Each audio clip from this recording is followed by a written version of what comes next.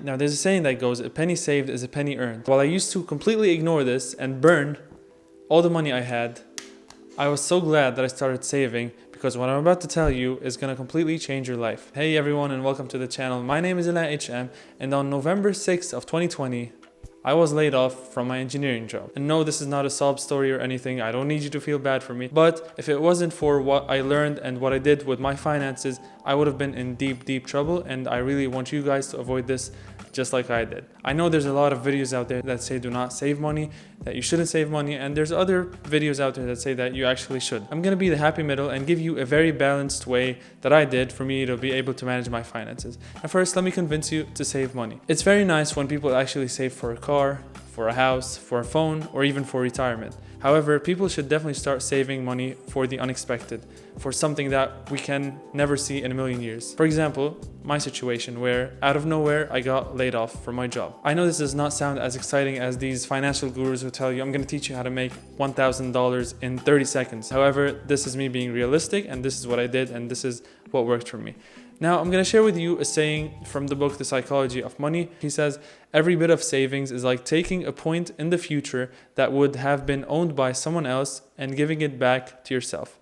And this is amazing, and I love this quote, and I figured I would share it with you guys. When you have money, you can buy time with that money. So for example, in my case where I got laid off from my job, having money allowed me to buy myself that time I need for me to take a break, or for me to find the correct opportunity or the right opportunity for me, instead of just jumping on any opportunity that would have arose because I desperately needed the money. Obviously, this is not me bragging or showing off that I have money saved and I can quit my job. Actually, it's not the case at all. It's just that I saved enough money to back myself up in case something would have happened, like the situation that happened to me. Back on October 2019, I was fresh out of college almost. I was a few months into an engineering job which paid not so bad, and before that time I never gave my finances any consideration at all. I just made money and I spent money, no questions asked. After that, I started thinking about me working 9 to 5 every day, and that made me think that there's only so many hours I can work during a day. What should I do with my money? So I started researching YouTube and articles and books and all that things about what to do with my money, the best way to invest it, the best way to save, how much to save, what to do, how much to spend, all that stuff. While I did stumble upon a lot of advice that was terrible, I did stumble on a lot of good advice. And in between, there was those get-rich-quick schemes, which I tried and they never work. Trust me on that. So one concept really grabbed my attention. It was the 50-30-20 rule. I like numbers, and I think we all like numbers. When we see something like a formula that gives you do this and you'll succeed, this grabs our attention. At least it does to me. So this grabbed my attention. I was like, okay, let me see what this is about. So what the 50-30-20 rule is that you basically have to spend 50% of your income or whatever you make on your needs, such as paying the bills, rent, car insurance, all that stuff. 30%, which is the 30, is going to be for wants. So basically Starbucks. Yes, guys, Starbucks is a want and not a need. You do not need Starbucks coffee every day for $5. You can make your coffee at home. Last but not least, 20% on savings or paying off debts or loans or anything that should be paid off, basically. I really like this idea. However, it was missing one thing, and that is the ability for my money to grow. So, okay, I figured if I save that much, I'm gonna add those savings every month or every 2 weeks to my bank account. However, my money is gonna stay the same. And what's even worse is that it's not gonna stay the same. It's gonna lose its purchasing power every year by around 2% due to inflation. If you guys don't know what inflation is, basically if you have $100 right now, if you keep it in your bank account or in your drawer for next year, it's going to lose about 2% in value, and it's going to be valued $98 just because the price of living increased overall. In a nutshell, of course. That was my issue with that. So I kept doing my research until I stumbled upon the 50-30-20 rule, but modified by Minority Mindset. I love this video. I'm gonna link it below. Check it out. And this one is a bit different. What this is that you have to spend at max 50% of your income.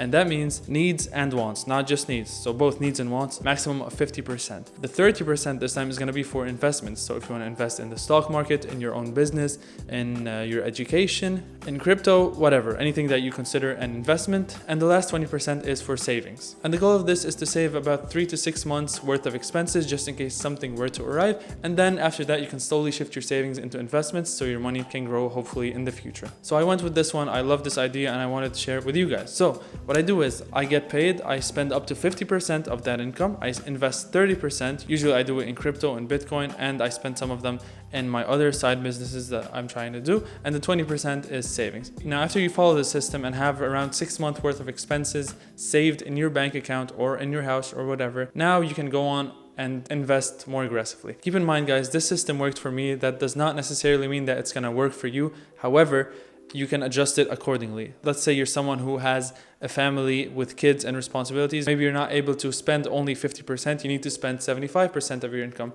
That's fine as well. You can spend 75% of your income on needs and wants, and then maybe you can invest 15% and save 10% or switch them around, whatever you want to do, as long as you try to invest, because we really want our money growing and not losing its value. Also, you might be someone on the other end of the spectrum. You might be someone who is fresh out of college, who is working a job that pays okay money, and you could be living with your parents, so you have barely any expenses other than food and maybe your wants and your car or something. You don't even have to pay rent. That is amazing as well. Maybe you can save and invest a total of 70% and only spend 30%. Whatever it is, guys, you should adjust the numbers according to your lifestyle and your life, because I obviously cannot do that for you, because I do not know how you live and how you spend and what you like doing. Also, guys, I want you to keep something in mind. In my opinion, balance is everything. So I don't want you to live a life where you are not doing anything fun or you're not enjoying your life just because you have to cut back on all these expenses and you're basically eating ramen all day because you don't want to spend money at all. That's not what I'm saying. What I'm saying is find the happy medium in between. Find something that works for you. Maybe you don't mind eating ramen all day. That's fine. Personally, some months I spent more than 50% of my income. Sometimes I spent less, took the difference and invested it or saved it. Again, guys, you have to try to do whatever works for you. There is no one rule fits all. What works for me does not necessarily have to work for you. However, take it as a standard 50, 30, 20 and work accordingly. And I promise, guys, if you do this system or something similar to it, your future self is gonna thank you, just like I thanked my old self, because if it wasn't for what my old self did, I would have been in deep trouble right now, as I said. One tip I would like to give you guys, and I learned this from the book I Will Teach You to Be Rich. So the tip is basically to automate all that system. What that means is, let's say you get paid at the beginning of the month on, let's say, January 1st. I need you to open up 3 different accounts: your spending account, your saving account, and your investing account. You can do this easily. There are multiple banks that allow you to have subsections of accounts. For example, have one account for savings, one account for investments, and one account for spending. So set that up and then automate it in a way where as soon as you get paid, 50% is going to go into your spending account, 20% into your savings, and 30% into your investment account. Obviously, you can change the numbers as you'd like. However, this is what I did. So what this does is that it automatically does that, obviously. You don't even have to think about it, and that way you won't slack and there's no months off, basically. So you don't even think about it, it happens. And also when the money is in a different account and you cannot see it, let's say one is on this bank and one is in another bank, you basically don't see the money that's being saved. And that really helps with you controlling your spending, and you would think twice before actually sending the money from your savings to your spending account and spending it versus having it directly in your spending account. This works, trust me, it works for me. Try it out and let me know how it goes. If I had to summarize this video in one sentence, it would be: live below your means and spend less money than you actually make. That way you would have some money saved, some money invested, and then you'd be ready for any curveballs life throws at you, which it may and it probably will. That way you'll be ready. Good luck to you. Let me know what you think about this video. Let me know what methods you do to save money or to invest your money. I would love to hear that. I'll see you on the next one. Peace out.